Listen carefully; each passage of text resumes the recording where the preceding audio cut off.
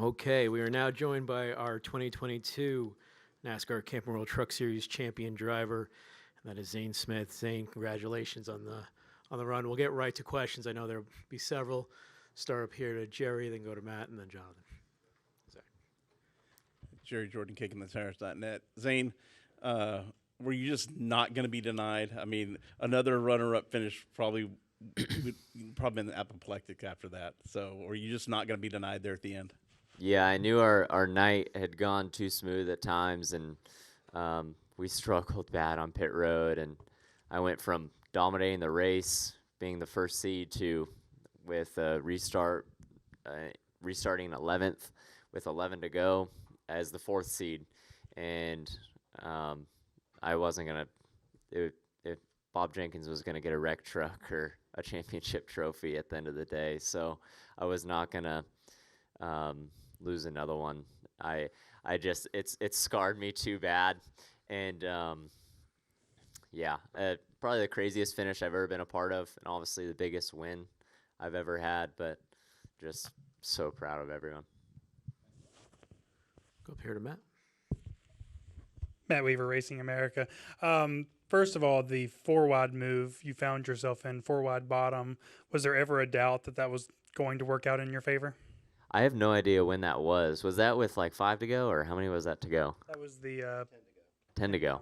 Oh, man. Yeah, a lot happened that I don't even know. I know.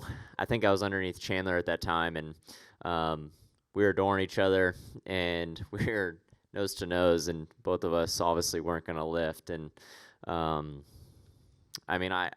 have said it in a few other interviews, but I just want to give a shout out to the other three. We had every opportunity to wreck each other, and we battled hard, hit each other, but didn't wreck each other. And we were fighting for a championship.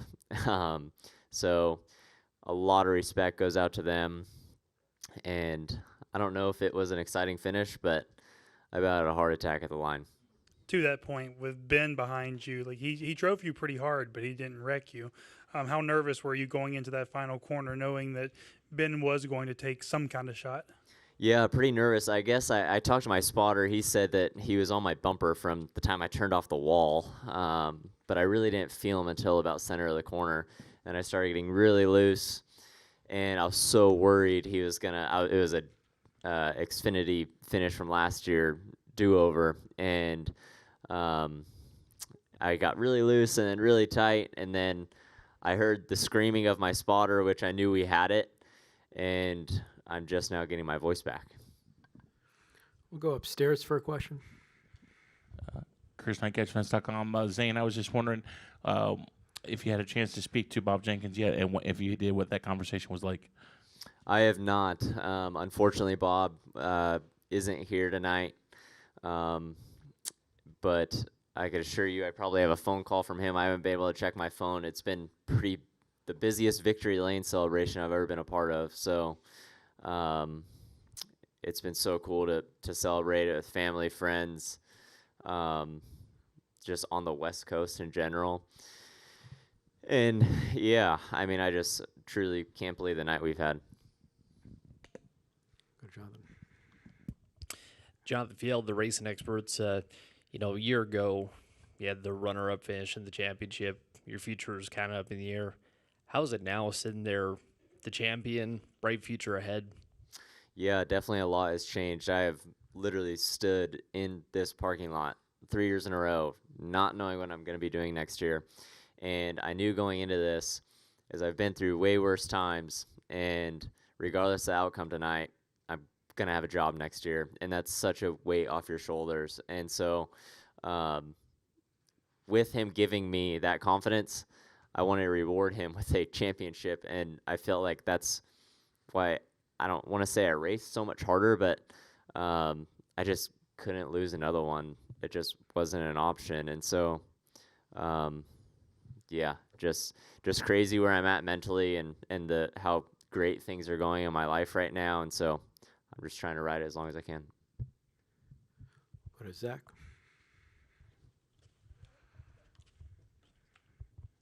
Zach Sterniola with NASCAR.com. Zane, congratulations.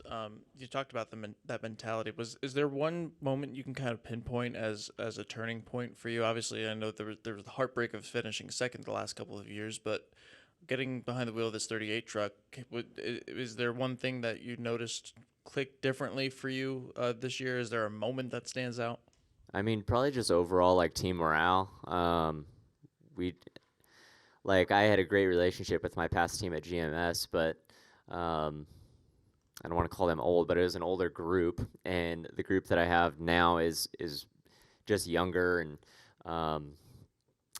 I feel like we weren't always hanging out at the shop. We were also hanging out outside of work, and so I just think that goes a really long way. And me and Chris Lawson have a really good relationship, and he's a past racer of himself, and we click right away. And then my engineer Dylan Capello, we grew up racing together since I was about 12 years old, and he's from out here, and we spend every Monday together in sim, and it's just that same deal as he's a past racer himself and still races some when he can, but I just feel like the communication is there a lot quicker than most. Go here to Bob, then Tom, then Lewis. Bob Hockris, Fox Sports. Does a driver who wants to be in the Cup Series and wants to win races in the Cup Series have to win races like this? Yeah, I mean, I think so. I mean, I've literally watched it. I went from my very first year in trucks to winning a couple races in my rookie season, and getting possibly an opportunity at a Cup car, and I thought that was crazy.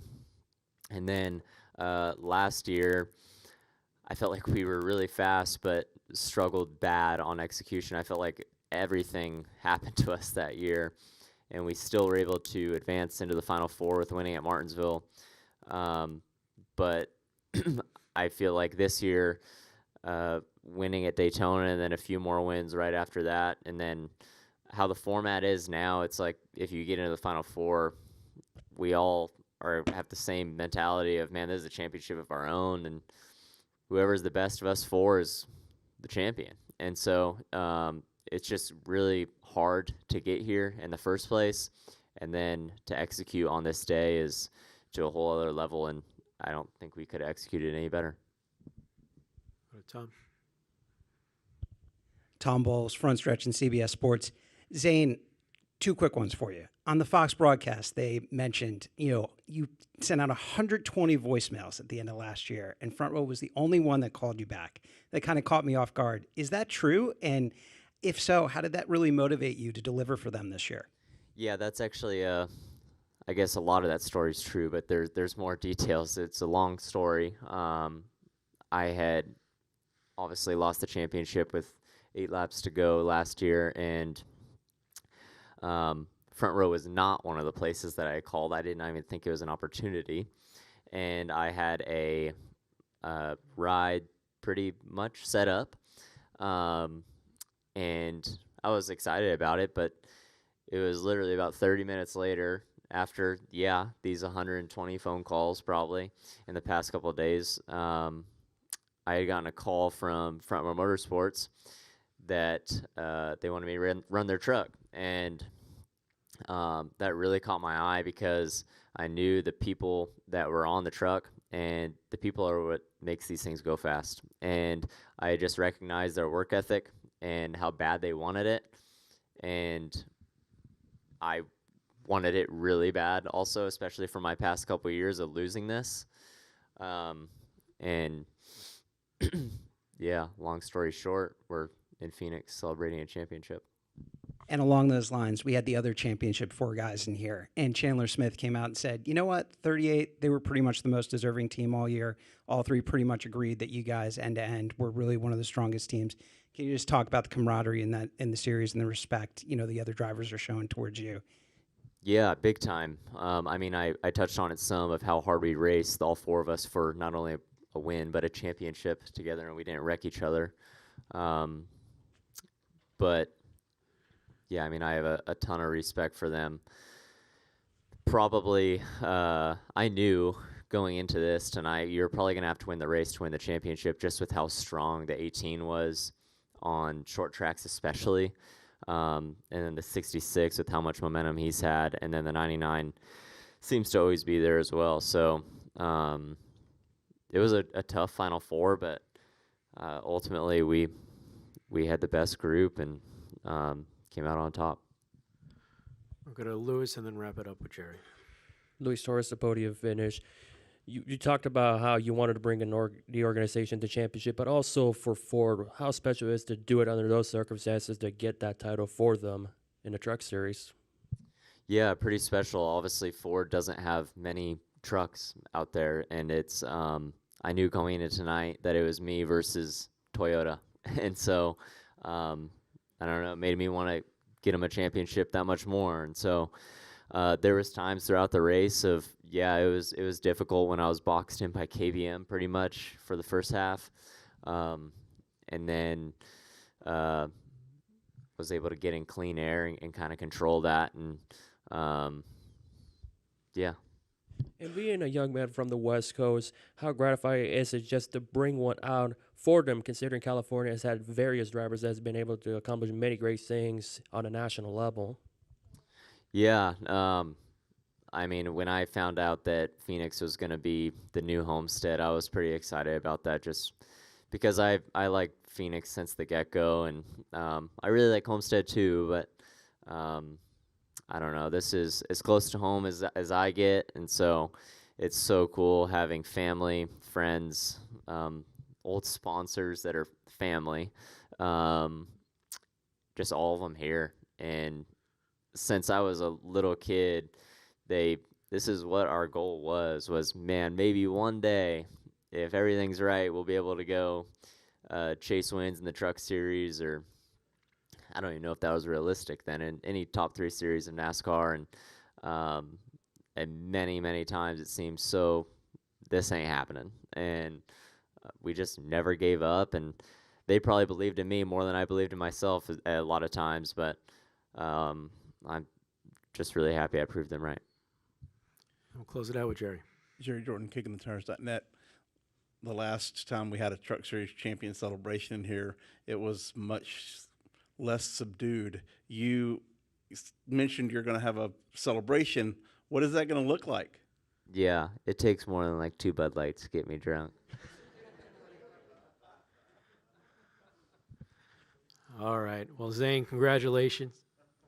Thank you. We got one more up here to Matt. Just to follow up, you mentioned all the people that's helped get you to this point, and it's kind of a small part of your career, but Gary Crooks, and I'm curious, moving over to North Carolina, Mooresville, and racing with Gary, what role did he play in just getting you acclimated to stock car racing at this level? So much. I occasionally text Tony and a couple guys that were on that group, and I still look back to those days like, oh my God, those were the most fun days of my life, when we would go down to Speed Weeks and get a house together and just go racing. It was so much fun, and Gary, it taught me so much. I do have some super late model races that I want to go do some next year. I don't know for who yet, possibly Gary. I don't know what he has available, but I mean, I miss that whole atmosphere a lot. And I was talking to actually Chandler some during media day, and he was telling me how just different the super late model world is, of how hard you could run now. So I'm really interested in it, and trying to put some stuff together for next year. All right, Zane. Well, congratulations on the championship, and enjoy the off season. Thank you.